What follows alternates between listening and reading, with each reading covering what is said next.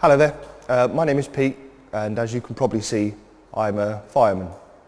Been in the fire service now for about 14 years, and to be honest, in those 14 years I've seen some pretty horrible things. However, I'm not here today to talk to you about anything I've done with my job. I'm actually here to walk you through personal experience of mine. It was the 24th of August, and it was around 6:30 in the morning. I was on my way to Newquay, and my plans were to meet up with some friends, and we were going to spend the weekend surfing. Now, about 2 weeks prior to this, I had purchased myself a new car. I was only 18 years old and had opted for a nice flash sports car.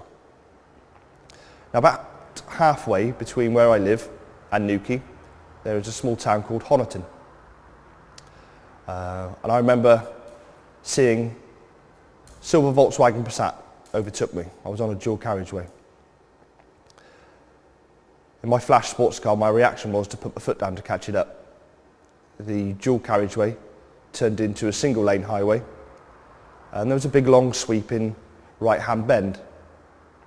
It'd been raining, and I was travelling too fast because about halfway around the bend, the whole back end of the car started to come away.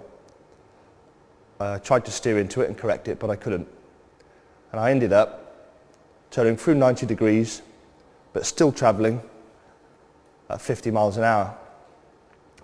Unfortunately, coming in the opposite direction was another vehicle, and it was doing about the same speed, and we impacted together in about my passenger's door area. Now, as the driver of the vehicle, that's quite lucky. Gives my car a chance to deform, and I have a small piece of survival room. The only injuries I sustained were some cuts to my hand, which I still have scars there now, and I did sustain some whiplash injuries. However, what I haven't told you is that morning I'd actually picked up my best friend, and he was sat right next to me. When I came round, he had blood. It was coming from his ears, and he was struggling to breathe. There was blood going down his throat. We needed to be cut free by the fire service, and Andy, he was airlifted and taken to Exeter Hospital, and I was taken along in a road ambulance. Stitched up my hand, and because of the injuries I sustained to my neck, they suggested it would be a good idea for me to spend the night there. Took a while to get to sleep that night, but eventually I did, until about 2:30 in the morning, when a nurse came into my room and woke me.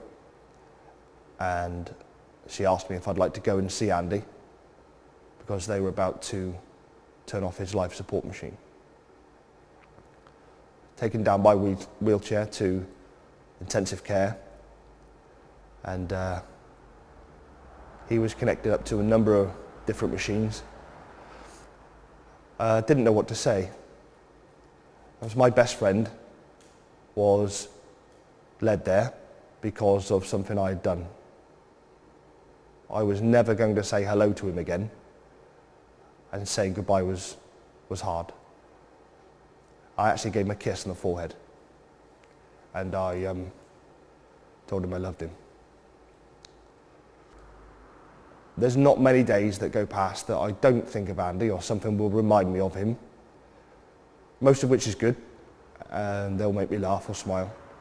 But certainly one thing that's happened in my life recently that's made me think of him a lot. Firstly, I've asked my long-term girlfriend to marry me. She said yes. And just a couple of months ago, we flew to the Dominican Republic with 18 friends and got married. And it was perfect in just about every way, apart from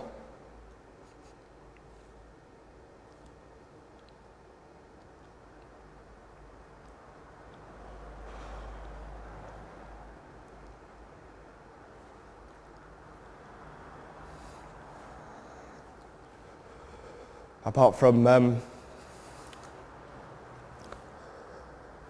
the person who would have been my best man wasn't there. And that's my fault. That's something I did. And that's something that I live with.